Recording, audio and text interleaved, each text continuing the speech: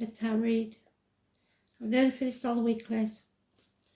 I've tried to get them loaded now so that I can put them all up tomorrow together, but it's been a pain in the backside.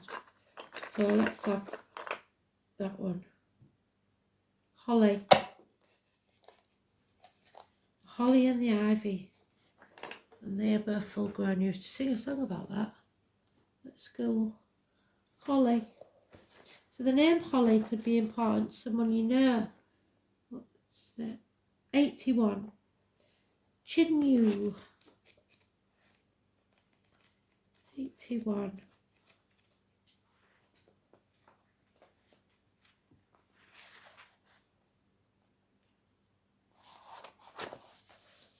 Oh, Holly, your 8th moon, so October moon.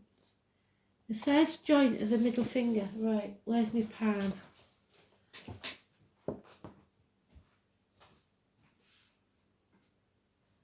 The first joint of the middle finger. Scorpio, what did I tell you? Scorpio, so, what number was it?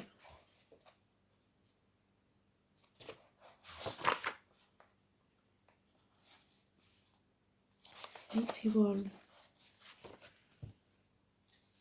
So, Scorpio, and we're coming out of Scorpio now, but it is about transformations and reproductive organs and shared resources. It is the colour Temen, dark grey. The stone is smoky quartz. The bird is Truth, the starling. The goddess is Budokai. Symbol, the spear. The musical note of E and the planet, the sun. The word Ogham, ignite, mastery, third of wheel, axle, fire of coal, today. Today. The flower essence of holly. Holly flowers in July, so July could be important. Teen is the Celtic word meaning sacred tree. There are some thoughts that perhaps mythology speaks not of what we know as holly, but rather the evergreen oak that is referred. Teen is the symbol of the consistent possibility of creativity. It is often revered above the oak. Its red berries are seen as the red blood of the dying oak king, the dying of the waxing half of the year. Magical planet, Mars, element, fire, power, protection, anti-lightning, luck and dream magic.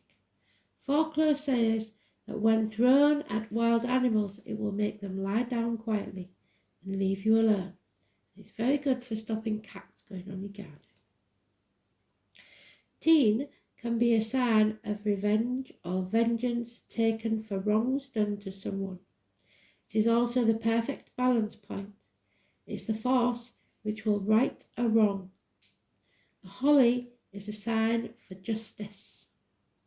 So Libra, and the number 11.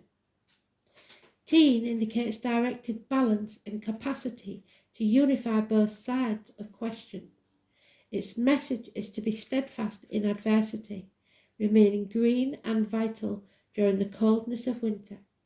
There is a need for more knowledge, perhaps, but certainly the need to communicate your ideas well and effectively. The holly is a shrub which can grow up to 35 feet in open woodlands and along clearings in forests. They are evergreen, and their shiny leaves and red berries make them stand out in winter among the bare branches of the deciduous forest trees that surround them. They form their red berries before Samhain, which lasts until the birds have finished eating them, often after Imbolc. The typical holly leaf is found on smaller plants, but towards the tops of taller plants the leaves have fewer spiny teeth. Many experts think that the original tine was not the holly, but rather the holm oak or holly oak. This is an evergreen oak of southern Europe that grows as a shrub or as a tree to 80 feet. Like the holly oak has spiny edged leaves on young growth.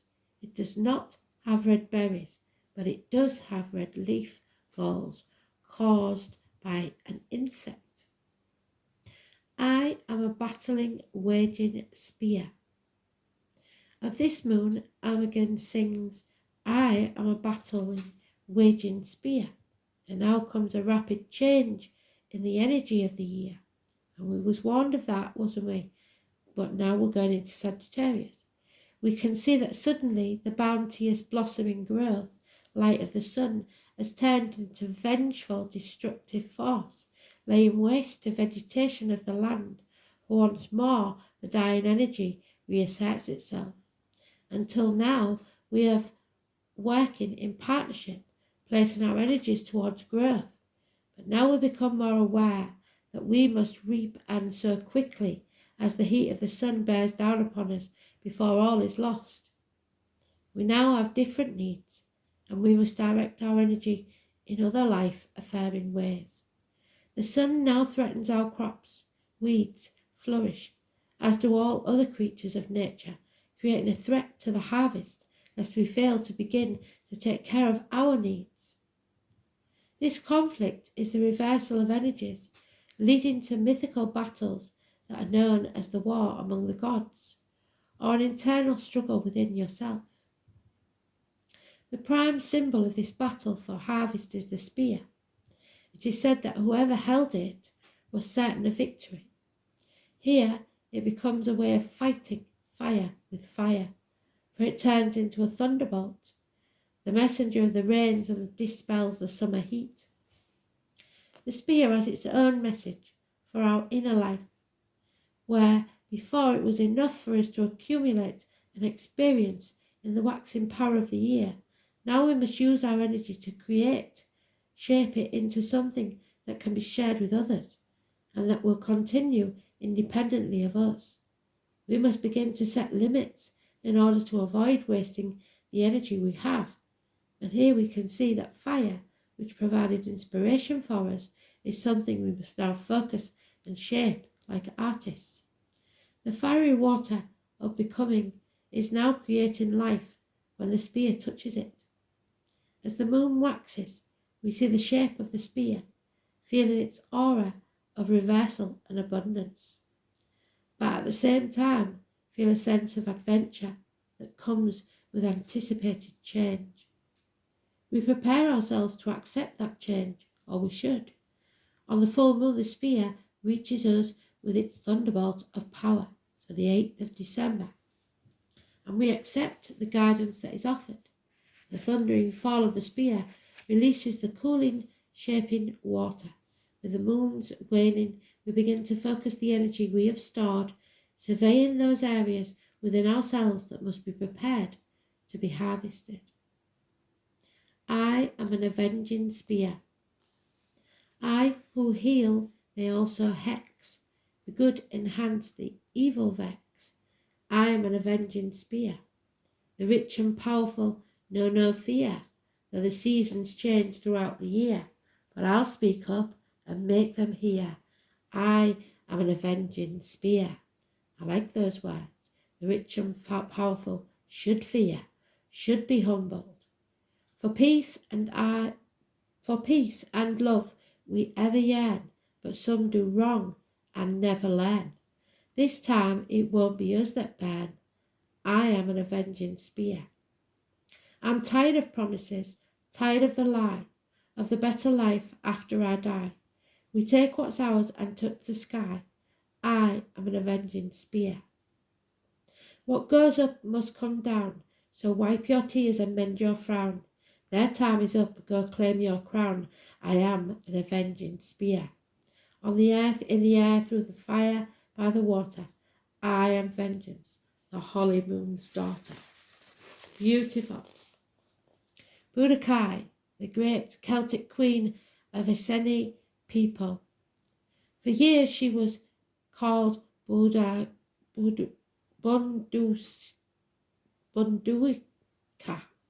or Vodicea. Then, for a while, she became Budokai, and later Boudicea or Boudicea. The early spelling of her name being a result of poor transcription from medieval manuscripts, and incorrect versions of Tacitus, whose account of her story was not discovered until the 16th century. However, the spelling of her name, which means victory, becomes synonymous with terror and savagery. She led her people into violent revolt against the Roman governor of the province of Britannia. Her call to arms was a direct result of rape of her 2 young daughters by the Romans. This act was political, as Boudica's daughters were in direct line of her throne and posed a danger to Roman rule. If, thought the Roman officials, their daughters were deflowered, they would be less attractive to noblemen and thus reducing their power. It was customary for the executioner to publicly deflower young virgins, though the gods would not be offended, then either throw them from a cliff or strangle them. The Romans believed it to be more humiliating to rape the girls and then have Boudicca flogged. What a huge mistake that turned out to be. She had amassed an army of 2,000 Celts who swept to the countryside utterly destroying 3 cities, including London. She massacred everyone who stood in her way. An estimated 70,000 people perished at her hand, defeated by Stlin, who called her the treacherous lioness. A year later, it is thought she took her own life, so as not to be taken by the Romans. Budokai, Budokai, Budokai, Budokai. Deep in the night, in the quiet place, I hear her voice, I see her face. All in a dream, she was the warrior queen, brought to war by the pain of her daughters. She vowed revenge and promised slaughter, the enemy there. It was an honour affair. Fight the foe, sang the warrior queen. The lion looks proud in the shade of the tree, but the lioness hunts down the prey. The victor is she. Budokai, Budokai, across the lands, her chariot sped, burning London, 2,000 dead. Feared and serene, the Icean queen, though soon she would falter, Stlin would reign. Forgotten victories and all that remain, her voice you can hear, an echo from yesteryear. Fight the foe, sang the warrior queen. The lion looks proud in the shade of the tree, but the lioness hunts down the prey. The victor is she. Budokai, Budokai, Budokai, the warrior queen, the warrior queen. Budokai, Budokai, the warrior queen. Budokai, the warrior queen. Deep in the night she took her own life, blessed with a smile and a tear. Though she had severed their dearest veins, none would ever forget Boudicca. Words and music from Stone of Destiny by Steve MacDonald. So we'll have to look for that song. Starlings are a stout, medium-sized bird with glossy, slightly smaller, less robust, with a strong, straight beak. Starlings have strong walking legs and feet. They are good flyers. The glossy has quite a long tail, longer than its body length. Coloration: most starling species are metallic black with iridescent showing green, blue and purple. Areas of plumage not overlaid with iridescent are velvety black. The superb starling has a breast bordered by a thin white band, and the lower breast and belly are chestnut. The eye is pale yellow. The glossy starling is quite iridescent and all black, with bright yellow eyes. Starlings have a big probing action that characterises all starling species worldwide. They insert their beaks into cracks, crevices and ground wherever and pry. The shape of the open beak then allows the bird to peer down between the upper and lower mandibles into the created space in search for food. Because of their ability to adapt to a variety of conditions, as we may have to, many species are on the increase, especially around human habitation. Because of their wide choice in food, They easily adapt to changes in their climate and acclimatise to new places. Various species have become pests outside their native land. The common or European starling is definitely a pest. Their presence pushes out native cavity nesters such as bluebirds and woodpeckers. Starlings begin their breeding cycle very early and claim any available cavities before the other birds that usually migrate to return in spring. Starlings do not disperse their already occupied cavities, so if a diligent human can keep the starling nest material out of the cavity, a migratory species can claim it later on. Out of breeding season, starlings often congregate in large flocks and forage for safety in numbers. The swaling flocks can see along stretches of highways in the winter, so keep a lookout and stay with the flock. The safety in numbers. The superb starling alarm call is loud. The song is varied, whistling.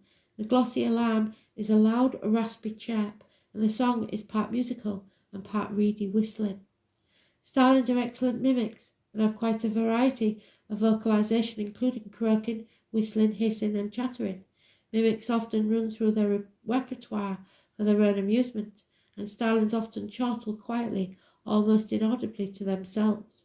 Other times their mimic calls are quite loud. It is thought by some that mimicking other bird songs is an extension of singing to one's own species song. Singing is a territorial announcement meant to proclaim ownership of a given territory or the nearby male. If a bird cannot successfully mimic the territory song of other birds, it may well keep all those males too. This would possibly allow for increased food supply by reducing both intra and inter-species competition. Because starlings are so gregarious, they do not usually defend large territories, but only actively defend their immediate nest hole. The flock will work together to keep interlopers and predators out, a behaviour called mobbing. So, there may be mobs. Smoky quartz is associated with the anchoring energies of the earth. This association makes smoky quartz a good choice for those wanting to gain a deeper appreciation of nature or a great concern for the environment. Smoky quartz is said to benefit the lower torso, especially the sexual organs, kidneys, abdomen and pancreas. Some healers use it to treat kidney disease, menstrual cramps and fertility problems. Its subtle energies are also soothing to the heart and nervous system. The energies of the crystals are more subtle than those of clear quartz, so its influence is more gradual. Smoky quartz can neutralize negative energies, but its slow working nature makes it more suited for situations where caution is called for or where gradual changes are desired. Smoky quartz is a good crystal for gazing, meditation. Using this crystal as a focus can lead to hidden secrets being revealed, which is quite probable at this time. It aids individuals to meditation by clearing worries and emotional blockages. It is a grounding and protective stone. Beautiful. So beware the rich and powerful. The spirit are coming for you. More of a scary story, that one, wasn't it? Sleep well. Night. Bye.